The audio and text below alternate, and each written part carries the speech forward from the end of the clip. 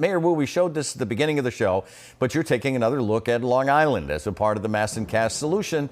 If former Mayor Marty Walsh, and let's just talk about calendar alone, just started negotiations and then looked for funding to renovate the bridge and the facility 7 years ago, the work would have been finished now. So the question is obvious. Did Mayor Walsh drop the ball?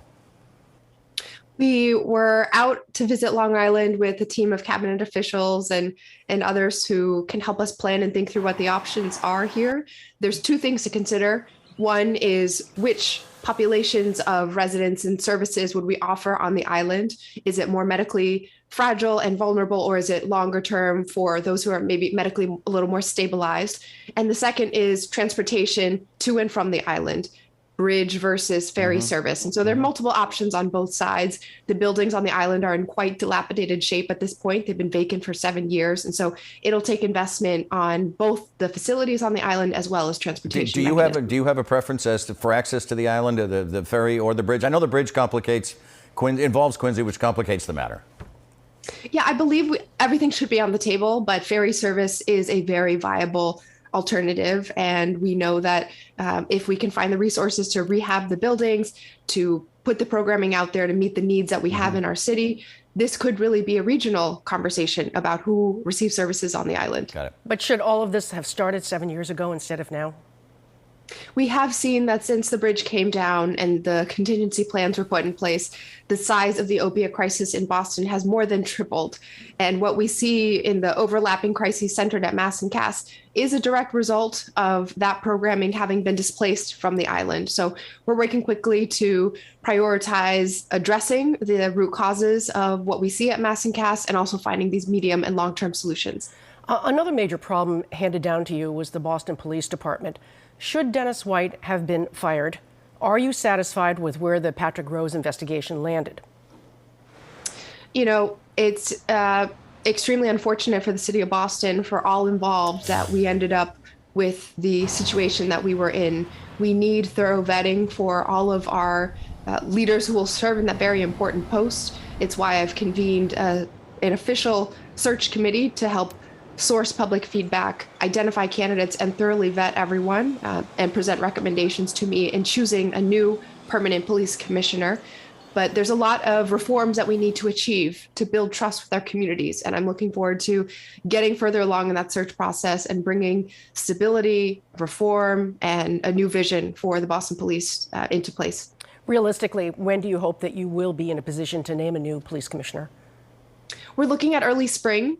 The first charge of the committee is to engage and listen, hear from the public and from officers and community groups and other stakeholder groups.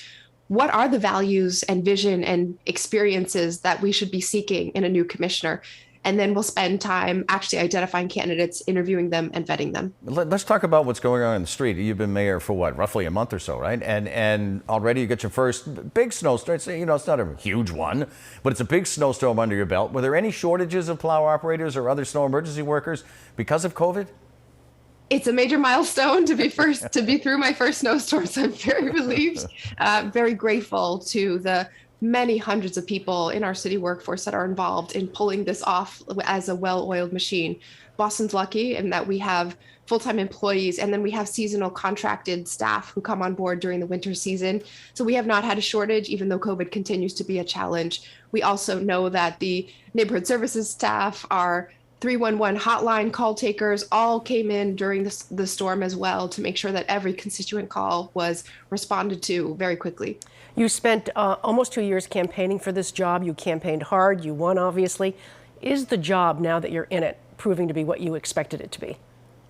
It is everything and more. It's just an absolute honor to be able to serve the residents of Boston, to see the energy across the city for the changes that we need, and staff and the team inside City Hall ready to make that happen. So we have a lot on our plate. Even just the last week has been full of activity, full of new policies and programming, and we expect to try to keep up that pace because there's a lot to do. I do have one last question I'd like to ask you. The night you won the election, you looked into the cameras and told the world that your son actually looked at you and said, "Mommy, can boys be mayor?" So what did you tell him?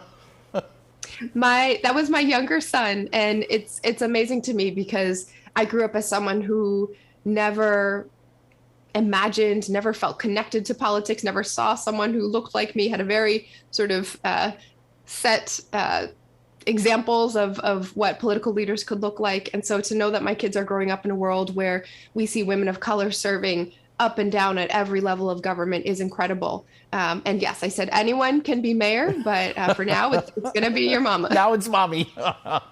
Very good. Thank you for joining us. And again, Happy New Year. It's great to have you with Happy us New on the Year. record this morning.